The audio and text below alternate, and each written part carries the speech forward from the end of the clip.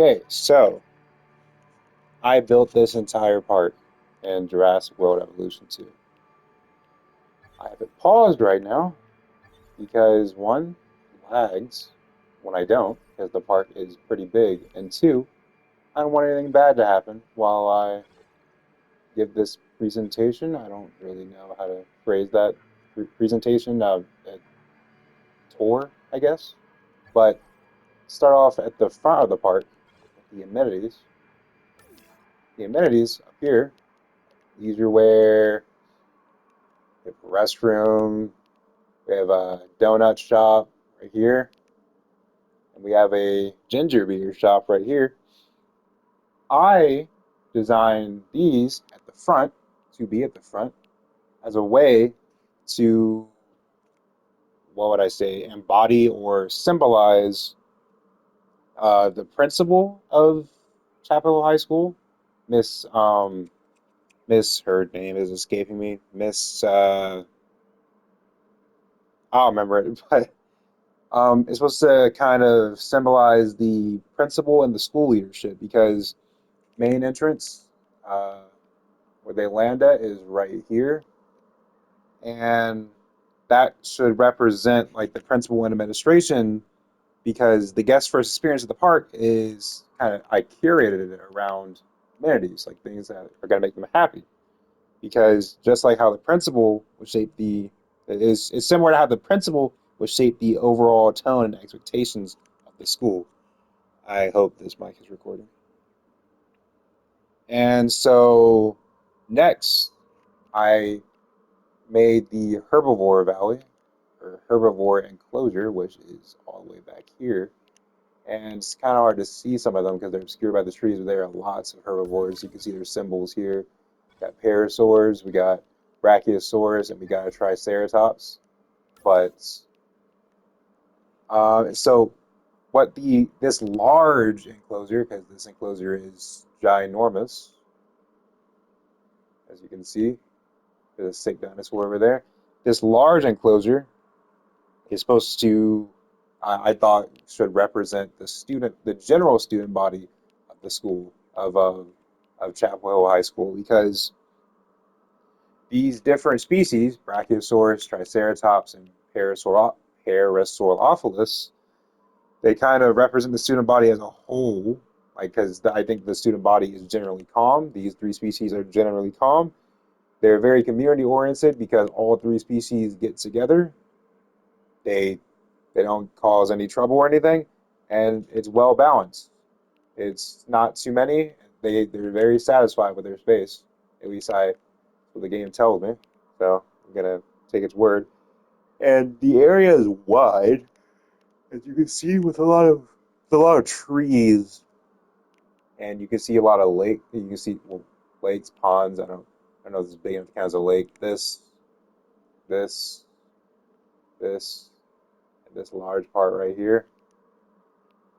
That that's just student. That's I think that kind of symbolizes how students are given space to support and thrive with the again the species representing the students. And so next would be the sauropods specifically, which are the brachiosaurs. These I don't know why I zoomed out like that, but these guys laying down. I can pause it for a second. I just don't want it to start lagging and crashing, but it's laying down. And so what the sauropod specifically can represent is how sauropods are like brachiosaur are kind of towering, wise, and slow moving. So that could like represent thoughtful learning. And this enclosure that they're in, which I already showed, has a lot of greenery and is rich with trees, which I think to emphasize creativity and exploration with like the setting of English. I feel like that made sense. And so then with the next part would be carnivores. I have three carnivore enclosures actually. I have velociraptors, Dilophosaurus, and T-Rex. The velociraptors are here. I have to zoom in like this so I can find them. Let's pause, see them. Got the Dilophosaurus, is I think that's how you would say that floral over here. Pause, you can see them. And I got T-Rex all the way down back, no, yeah, down up here.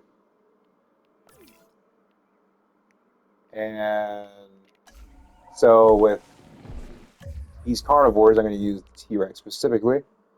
Um, Actually, no, no, no. I think it would be better to use the Velociraptors for this because with these guys, they with Velociraptors, since they're kind of smaller carnivores, they aren't necessarily, I would say they represent how they're not necessarily destructive by default, but they're kind of restless if I don't tend to them properly. As in, if I don't give them their proper resources, like enough prey to hunt and enough water and open space, they tend to get feisty and then they start trying to break down the fences that you see right here. Wrong button. Fences that you see over here, which then causes chaos for the guests, and that's not fun for any of us. I wish I could show them trying to break down the fence, but they are at 100% satisfaction right now, so that won't happen. But again, they aren't distracted by default, but they're restless if not engaged. And so, student body, just like raptors, these velociraptors,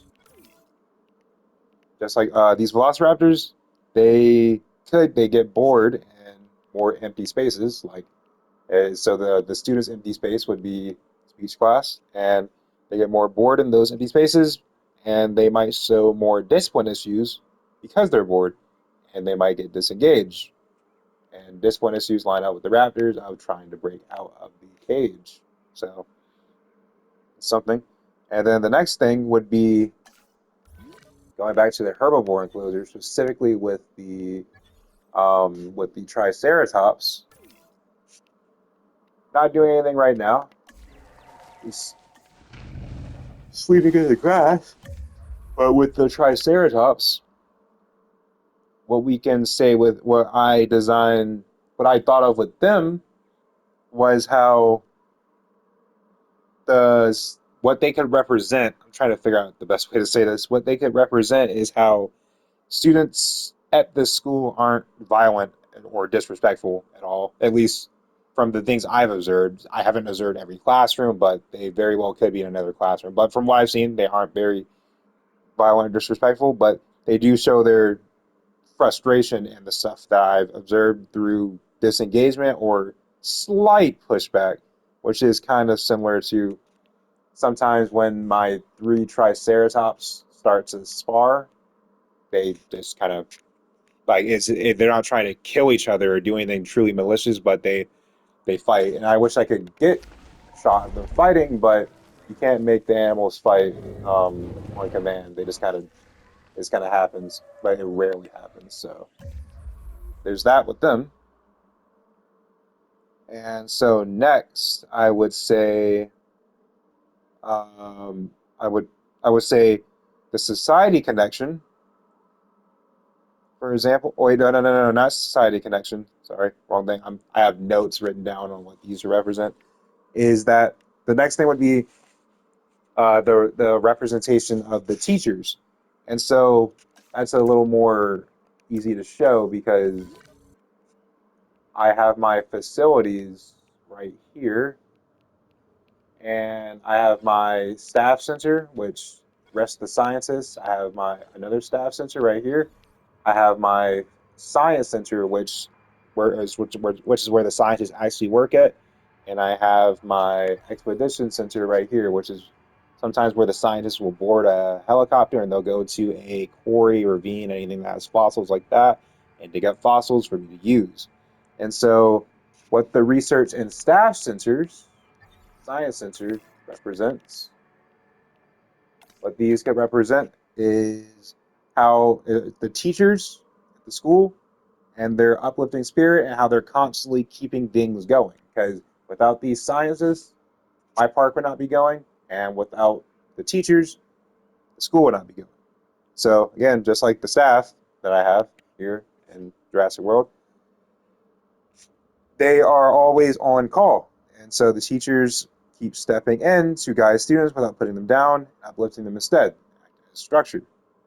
So next, I would say the principal's push for growth, because our principal at Chapel Hill High School is always talking about how we need to constantly grow and become better as a school. Not as she's not saying that we suck right now. She's just saying that we can always become better and that we should always strive for becoming better. And so I would actually use my expedition center as a way to show that, because with this expedition center, it could represent how the principal is focused on constant progress and improvement, because this expedition center constantly allows for me to improve my park with better dinosaurs. And so I wish I could show this, but it's something I could only say is how between two dinosaurs, like how these Dilophosauruses are together, they sometimes fight. And when they sometimes fight, uh, that could be representative of how like conflict is rare, but when it happens, it draws attention. And so the system contains it quickly, because that's supposed to be representative of how I think, at least in my eyes, Chapel has a very strong system. There are lots of security guards around there, and it's just like a good general structure. And so one last thing I would say is the society connection of the park rating and guest experience, which isn't something I really show. It's just my park in general. It's I think I'm not trying to brag, but I think my park flows pretty well together because everything is really structured. It flows pretty well together. Like the guest comfort is high, the down comfort is high. I have a high amount of income with $200 million and 4 stars, almost 4 stars, as you can see in the bottom right corner. It shows how society could view Chapel Hill High School. Chapel Hill High School is regarded as pretty well structured. Every time I mention that it's the school that I student teach at, like for example, to family or friends, they say, "Oh wow, you student teach at Chapel Hill High School? That's a pretty good place." And so that means that Chapel Hill High School has a pretty good reputation, and it's, I guess you could say, comfort levels would be pretty high. It would have high stars. It would have high income if you could transfer it into this game. And so that's my example of my park and my, I guess, 3D model I on how I would represent Chapel Hill High School.